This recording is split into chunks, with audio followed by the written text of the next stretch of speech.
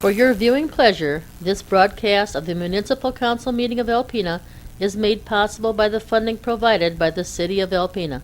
Thank you for your generosity.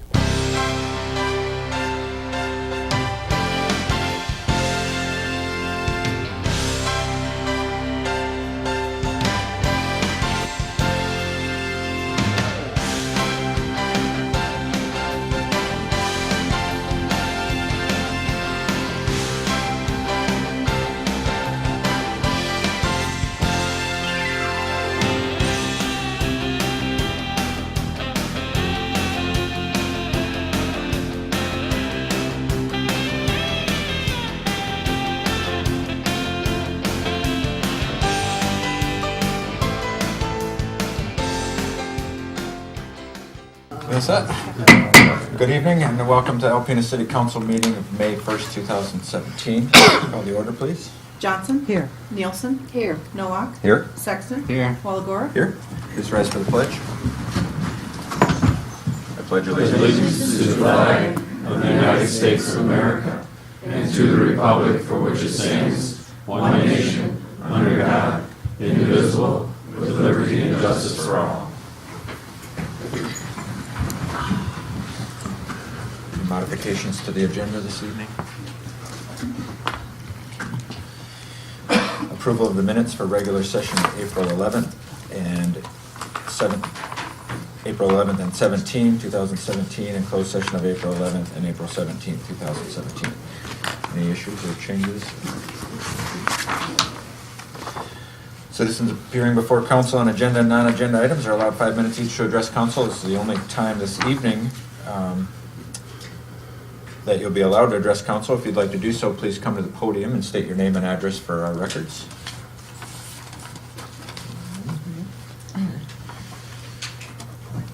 On the consent agenda this evening, there is 1A, bills to be allowed in the amount of $288,695.04. We approve the consent agenda as presented. Second.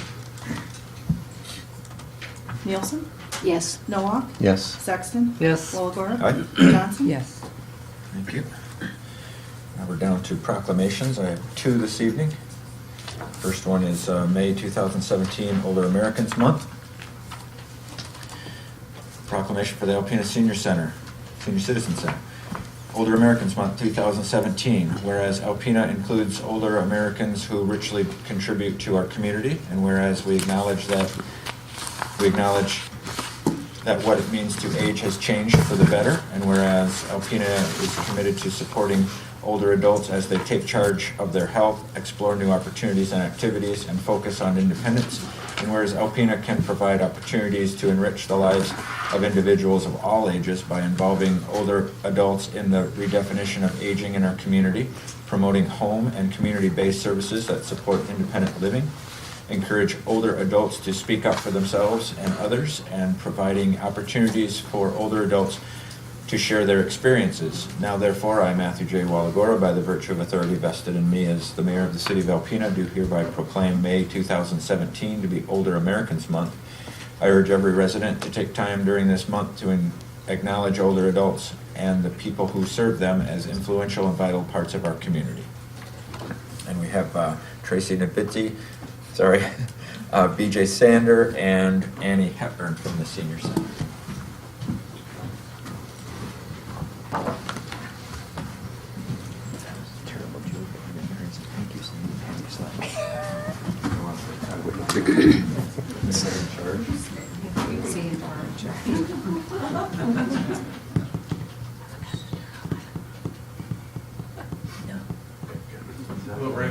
Jason over here, we'll turn it no.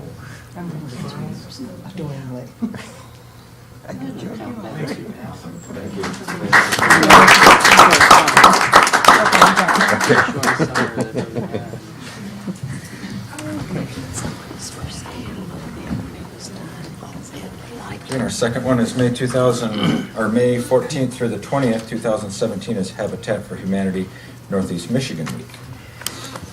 A designation of Habitat for Humanity Northeast Michigan Week, whereas the counties of Alpena, Alcona, and Presqu'Île are served by the Habitat for Humanity Northeast Michigan, and recognizing their positive impact on our communities by providing simple and affordable housing. And whereas the City of Alpena wishes to extend its appreciation for the Habitat for Humanity Northeast Michigan, its volunteers, supporters, and our partner families for their work and dedication to building strength, stability, self-reliance, and shelter. And whereas Habitat for Humanity Northeast Michigan Week is an opportunity to inform the public about the role Habitat for Humanity plays in their community and the benefits they provide. And whereas Habitat for Humanity Northeast Michigan is dedicated to working in harness with other nonprofit and social service organizations to educate and assist families in need.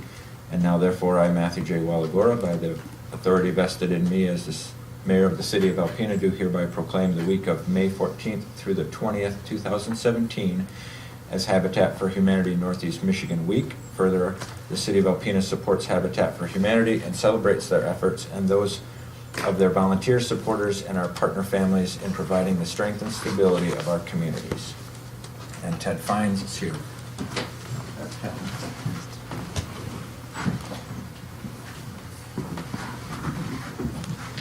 Come on, Jason, over here. That's good. Okay, right here. Right over here.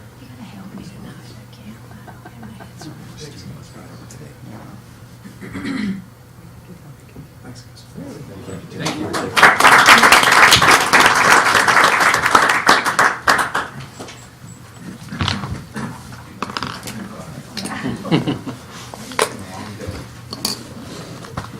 All right, next up is report of officers. A is 2017-18 preliminary budget. Okay. Tonight, we're presenting the 2017-18 budget, amendments to the current budget, and projections for the 2018-19 budget. The first thing I wanted to look at was our general fund revenue. This is a 4-year history of the revenue. Our top 3 revenue sources are the property taxes, which bring in about 36.6% of our revenue. Ambulance services bring in 23.4%.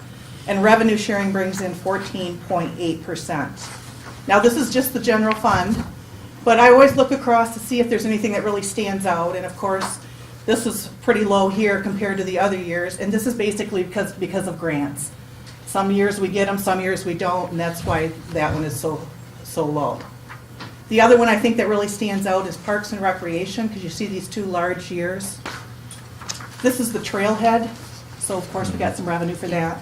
And then this is going to be our splash park. So we have a little bit extra revenue here, and then we go down to no revenue.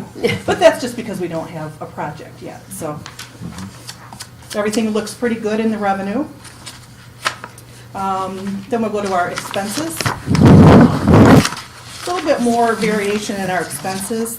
This is on page 61 of the budget, by the way, if anybody wants to go home and take a look at it or read it at night, whatever you want to do.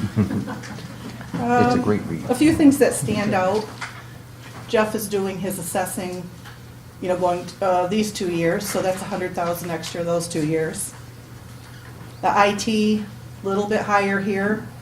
That's due to office product upgrades and computers. Every so many years we have to upgrade our computers. The cemetery, you'll notice, we have 2 large years. They're going up here and here. We're going to try to do some capital projects on our buildings at the cemetery. They're very old and they need a lot of work. The ambulance, you'll see, it's pretty steady, just a little bit lower here, and that's just because we're not buying an ambulance in this year. The other 3 years we did.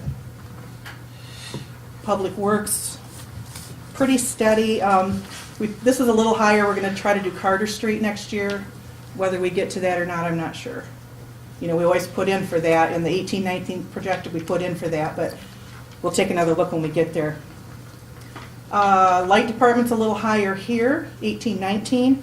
We're doing energy efficiencies, the break wall, I believe the lights, and then some street upgrades. Again, those are hopes, that we hope we can try to get those done. Parks and Rec, again, this is a little higher. That's just due to the splash park. And what we mean by our other financing transfers is the general fund subsidizes other funds like the streets, the Marina, some of those that can't support themselves. And so the only year that's relatively higher than the rest with this year, and that's because we gave a little bit of money to the major streets. Normally, we just give to the local streets. So, try to get that where, they are self-sufficient is always a good thing. And this is our fund balance. Of course, we talk about this a lot. This is on page 62 of the budget. We always start with what we're starting our year with. Last year, 15-16, we ended with $3.2 million. That was about a 32.68 fund balance. This year, we're projecting that we're going to have $134,000 more revenue than expenses. So we will not have to take from fund balance. That gives us 30.76 fund balance at the end of this fiscal year. Next year, 17-18, you can see that top number, 251 in the negative. We're saying that we're going to spend more than we bring in revenue. That will take our fund balance down. So when you total those three fiscal years, we have a fund balance of $3,098,000. Then we set aside certain amounts of money. They're not in the budget to spend yet, but we are probably going to spend them or get ready for something. So we set those aside. Once we take that out, you come down to about a $3,005,000 fund balance. So unassigned is 28.34%. All the fund balance is 29.22%. So still a healthy fund balance. I like this chart because you're able to see the expense and the revenues. The red is the expenses and the blue is the revenue. It's in direct correlation to the fund balance.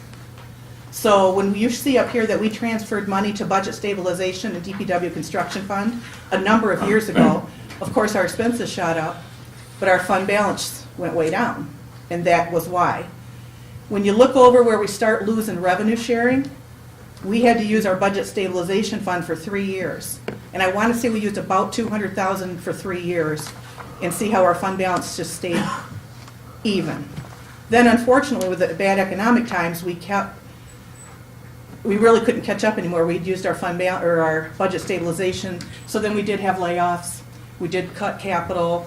We froze wages, and that unfortunately it gave us a little more revenue here. So our fund balance jumped up a little bit, but we survived all that. But now property tax decreased from 2010 through 2015, and we're just starting to see it recover very slowly.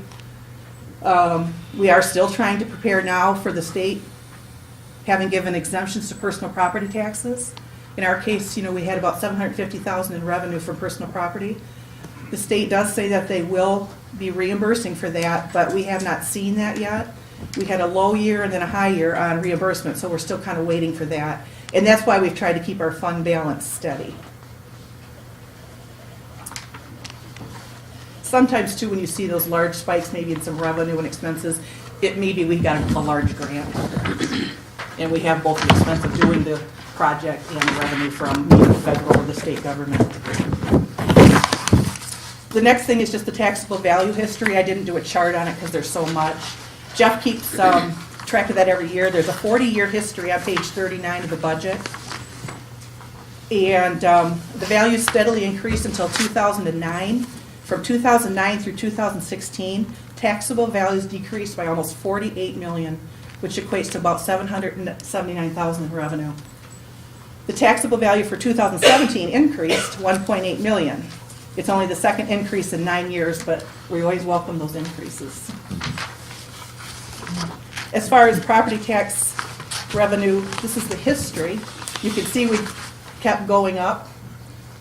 That was great. We were at 4.608 down to 2008. Then we began to decline, unfortunately. We had one good year here. And now we had some other bad news. We are going to have a Headley rollback. We've been at 16.2316 millage rate for years, since about 2004. And this year, Jeff found out it's going to be 16.1066. So we've lost about $30,000. And I asked Jeff if he would just say a few words about the Headley, what that does to us and why we lost that millage. So, it's basically, the Headley Amendment, basically what it says is that ignoring additions and losses, which additions are new construction or properties going from exempt to assessable, and losses are assessable to exempt or buildings removed. Ignoring those, if our current, if the taxable value from just adjustments raises more than the rate of inflation, we have to roll our millage rate back so that our revenue only realizes the rate of inflation increase. So it's this year, first year since '04 basically, that our taxable value has increased more than the rate of inflation. We have to roll it back. Is there anything that works in the opposite direction? Like when we There were is not. losing all the taxable value? It's a broken model, and you should be talking to your representatives about this. Yes, they can roll it back, but there's, in years where our values and our revenue actually went down, and the rate of inflation was 1-2%, we stay down. Our millage rate stays there, it's there forever. The only way to override it is through a vote of the people. So, to restore it. It was originally 17.5 mils back before Headley. So we've had several rollbacks over the years, maybe 4 or 5 of them that got us down to this level now, so. Any other questions for Jeff? 17.5 is by charter. That's the most we could go on a millage, if we would take that vote to the people. And then just my last slide is our statutory revenue sharing, which we talk about a lot. The constitutional part wasn't touched, but the state did start decreasing our statutory revenue sharing. We've lost a cumulative loss of $5.3 million since 2003. That has had a severe impact. That was part of the reason that we had to lay off, cut capital, cut expenses, so everything we've had to affected that. We have not gotten that back. If you can see, we have had a slight increase in some of our sales tax revenue, but we certainly have got nowhere near where we were.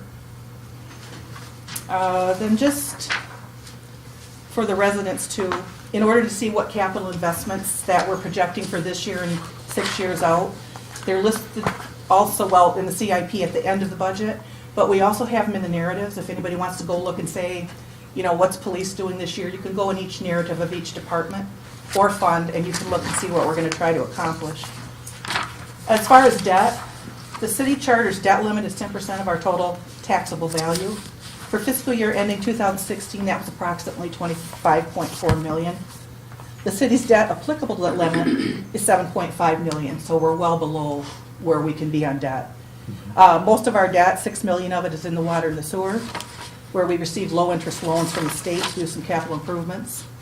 And then the other large debt is the DPW building. We borrowed about $1.8 million in 2004. That's a 25-year loan. So that's really the only debt we have. So we're doing pretty good on that. We have a lot of little loans, but they're very little and they're paid off between 5 and 15 years.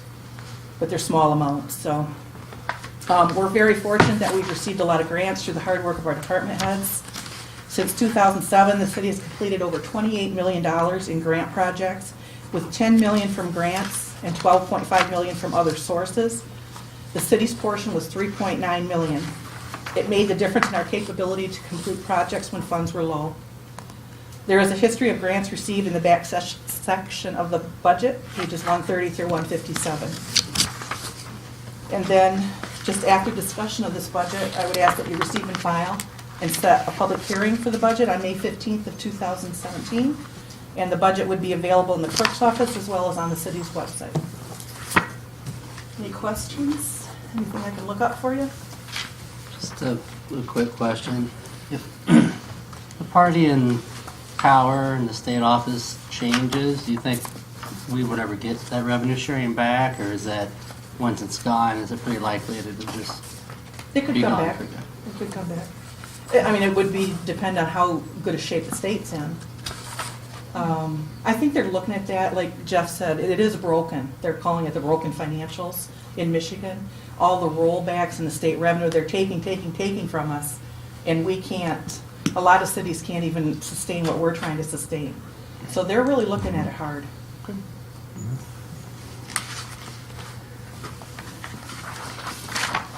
Any other questions? Anything? Of course, Karen's office is always open to the public and ourselves. I had a couple of questions for even this morning, but thank you, Karen, and your office for putting that together.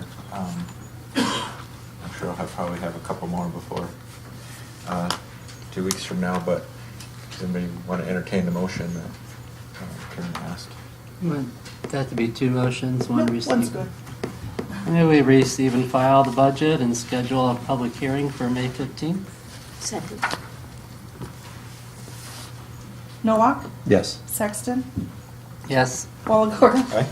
Johnson, Yes. Nielsen. Yes. Thank you. Next up is bids, public safety facility flat roof replacement. Mike is coming up.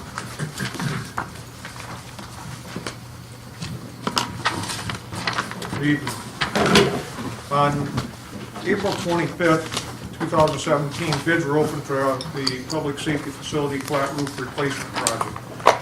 The job's scope consisted of removal and disposal of the old HVAC units over the fire police mezzanine area, structural infill of an area number 1 and apply 3 inches of rigid foam, remove and dispose of stone ballast in existing areas, repair to 1 roof crane as needed, install new membrane roofing on all flat areas of the building, install a walk pad in the area of the roof access hatch, and provide alternate pricing for coping, flashing, and additional walk pads.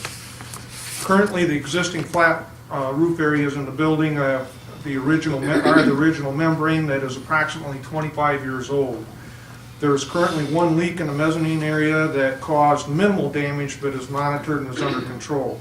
Some other areas are noted to have occasionally leaked. The flat roof areas were to be completed in 2015 and the 2016 budget, but due to higher priority items, it was delayed for 1 year.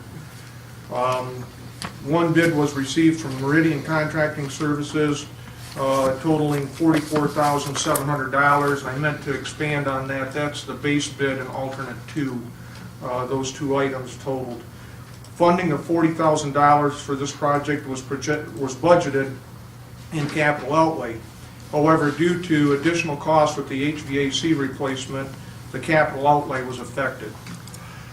In looking at the balance that's available in the capital outlay and the building maintenance, $41,727 is available, resulting in a shortfall of $2,973. And speaking with Karen Hebert, we will be able to make an adjustment to the budget presented at the May 15th, 2017 council meeting for the balance of the funds required to complete this project.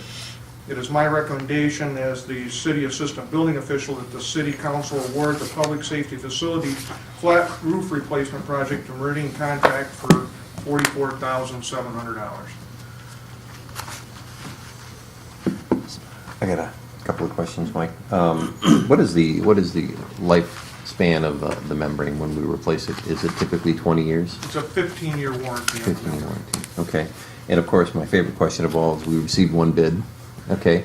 And I was wondering if you could expand on that, why, you thought, or what your opinion was that there was only 1 bid received on this. Well, if you recall, when we originally bid the total roof project, which was the standing seam roof repairs, gutter system, and the flat roof was part of it at that time. And we only received 1 bid at that time. And inherently, since, as I understand it, from the time that the building was built, it had leaks. It had various leaks all over the place. It continued to leak. And so contractors were reluctant to want to bid on it for the fact that they may inherit a project for repairs for the life, And so when we bid it out the last time, we said, look, we'd like an 18-month warranty on it. We did in fact have a couple of leaks on the standing seam still, but for the most part, Meridian Contract nailed it. I mean, they fixed those couple of leaks, and we have not had the leaks that we've had in the past. So part of the issue is again, somebody didn't want to take on a project and inherit somebody else's issues, and so there was some reluctance in that point. And then the other part of it is there's contractors that most of the contractors are really busy right now.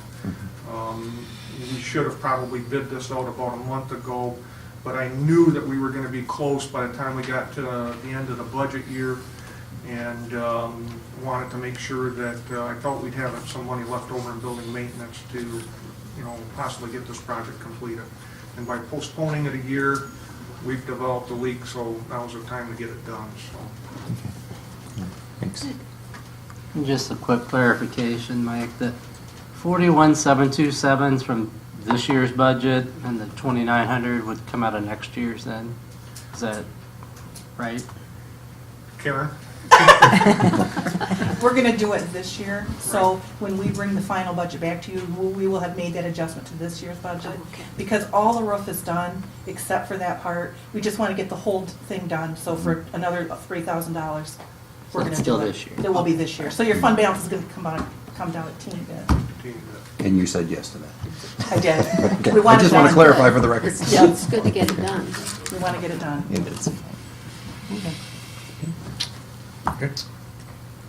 I move we award the bid for the flat roof replacement project to Meridian Contracting for the amount of $44,700. Second.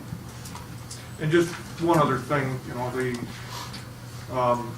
several people I'd like to thank, you know, Don Gilmet for, you know, moving me forward with signing or recommending that kind of take over some of the building envelopes. And Rich Sullinger, you know, he pretty much was handling a lot of that stuff, and he stepped back on a lot of it and was there in the shadows to help me along with it, as well as Don was.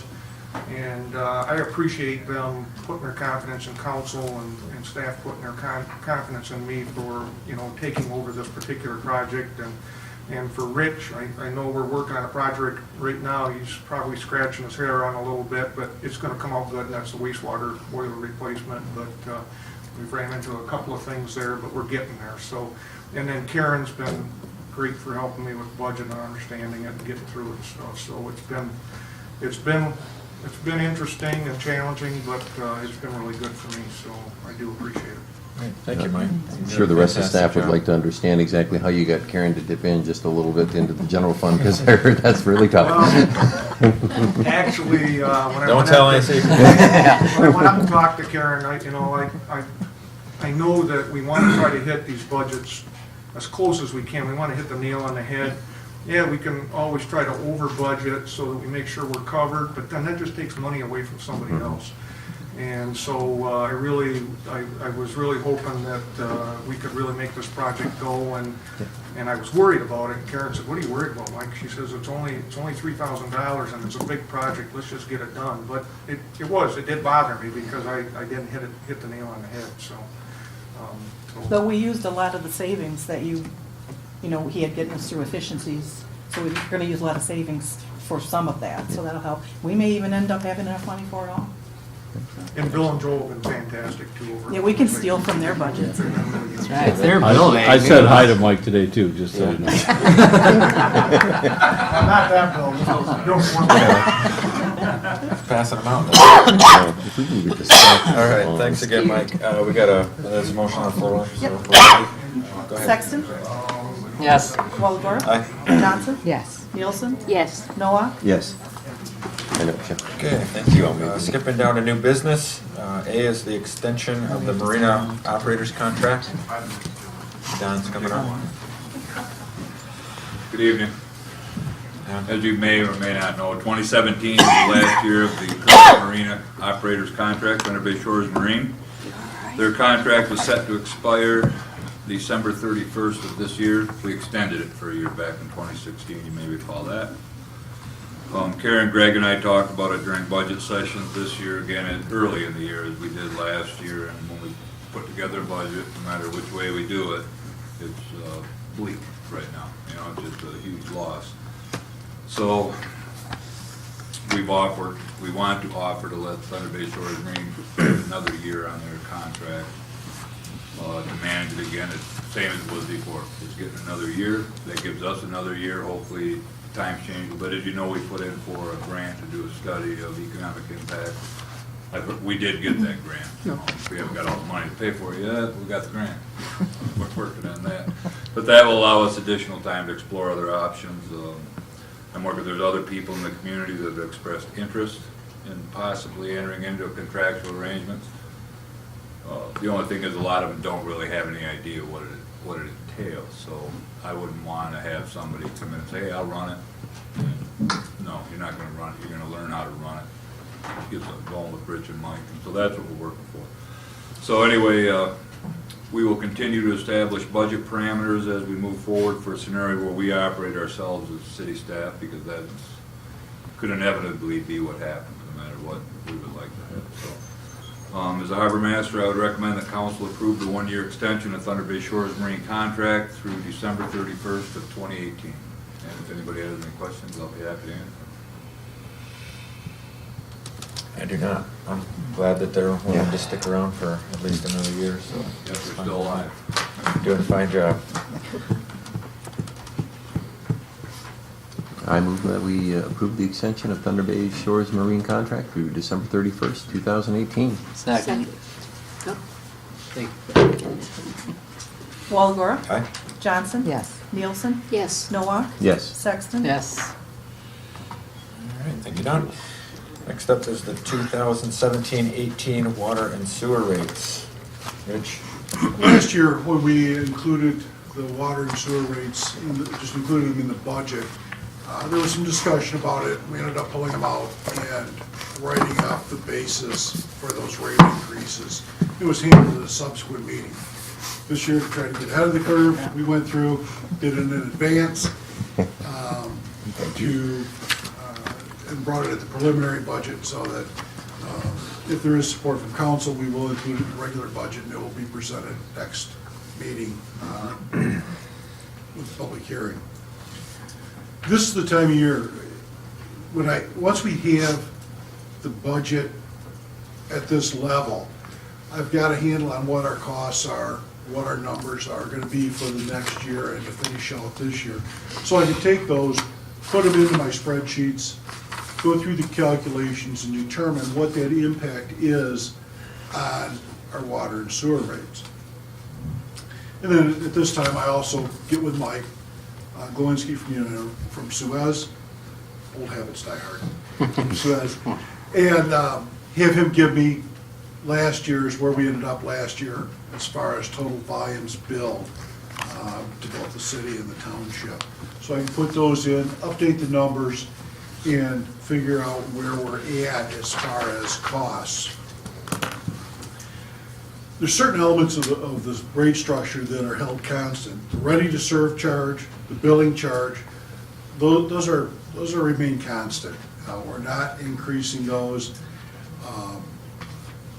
The operation and maintenance, the debt service are modified based on that volume. We have those expenses, and what I do is I take last fiscal year, where we're going to end up this fiscal year, and then our projection for next fiscal year, and run an average of those three to try to smooth it out over that 3-year period, and then divide that average cost by the volumes to come up with what our cost per 1,000 gallons is going to be.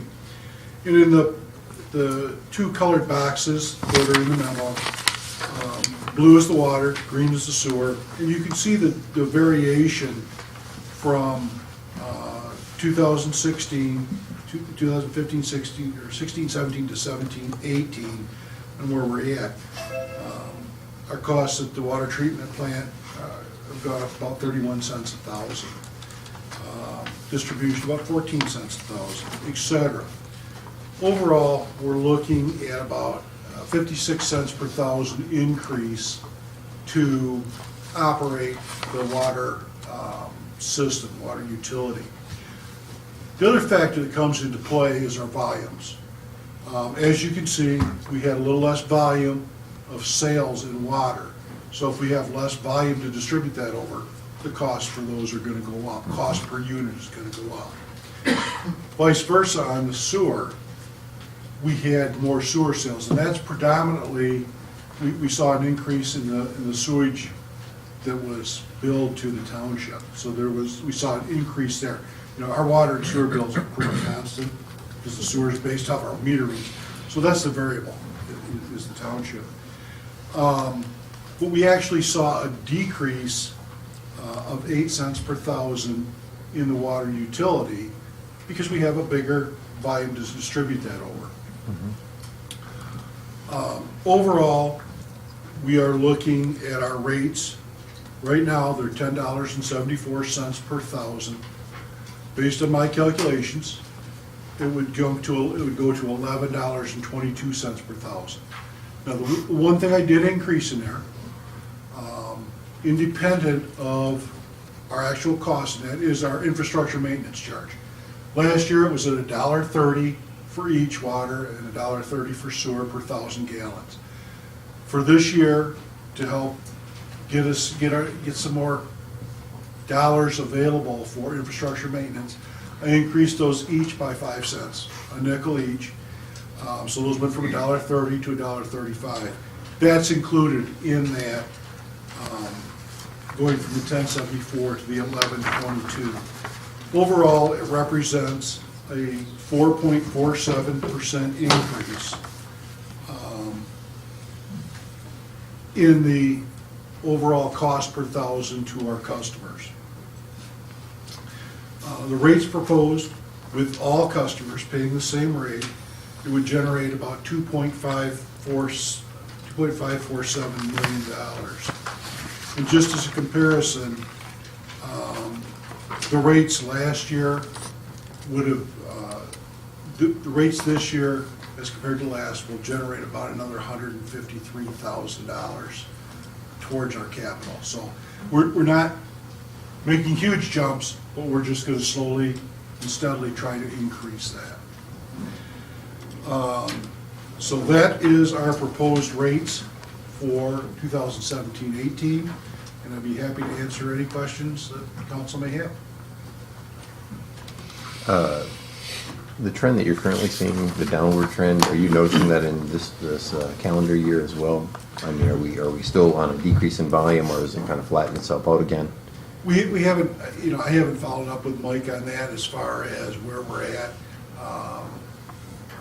I can certainly check with him, but I haven't heard that we are drastically down. And really, we weren't, if you look at the numbers, we were down about 31 million gallons in sales in the water, but we were up about 33 million gallons in the sales in sewer. So, it's not a huge amount, but it is reflective of what our actual costs are based on those sales. And, even though, you should think about it this way, even though that rate per thousand goes down, it went down by 8 cents per thousand, we're still generating a little bit more money because we have a bigger volume that are paying for that. So, it's just one of those things that we can keep watching. And it's, I guess when I look at it, it's about the fairest and most reasonable and open way of doing it. I mean, anybody can come in, they can sit down, they can look at the spreadsheets and see how we calculate it and what is actually included in those rates. And those are available at any time. And just one other, just for perspective too, you said that the rate that you currently propose is going to generate about another $153,000. Sounds like a lot of money, but by comparison, the money over on 3rd Street right now that you're putting into upgrading the water and sewer, how much is that very short? It's about $700,000 for those 5 blocks. You can count on water and sewer, anywhere between $200,000 and $300,000 a block to replace the sewer, basically, and rebuild the street that we tear up to replace those utilities. Okay. So it doesn't go a long way. Thank you. Thanks, Rick. Thank you, Rich. That was a fine explanation of your methods, if you will. Obviously, I think, everybody would like to see no increase, but Yeah, but I think we've come to a realization that that's what you're going to see, at least from this council. So I don't particularly particularly have an issue with what you've got put together. I don't know if No, and it kind of made sense the way you explained it too, is you can see where the cost had increased when you look at this, and then you can see how the, maybe the slight decrease had made, when I reviewed it anyway, going through it, it's like the 4.47 made total sense. And we learned what happens when you don't do that. Yeah. Exactly. It's just a receipt and file. Yes. If I understand, this approval will go along with the budget. Like I said, this was an opportunity to get the information out to the city council. Like I said, last year, it was, as opposed to just presenting it that night, and having to try to adopt it, we wanted to get the information out in advance. So, yeah, it will be part of the overall budget. We wanted to break it out so that you could look at it separately and Sure. not get mixed in with all of the budget. And then currently in the budget, we have it listed at 10% increase, I think is what we generally do in the general budget, if I'm not mistaken, under the rates currently. Pardon? I think under in the budget currently, it says a 10%, proposed 10% rate increase, but that's going to be updated to reflect the Yeah. 4.47. Okay. We'll change the fees for the Yep. May 15th, yes. I move we receive and file. Second. Is that Johnson? Yeah. Johnson? Yes. Nielsen? Yes. Noah? Yes? Sexton? Yes. Walagora? I move we adjourn to closed session to discuss pending litigation. Second. Ooh, I think it went to Sean that time. Nielsen? Yes. Noah? Yes. Sexton? Yes. Walagora? Aye. Johnson? Yes.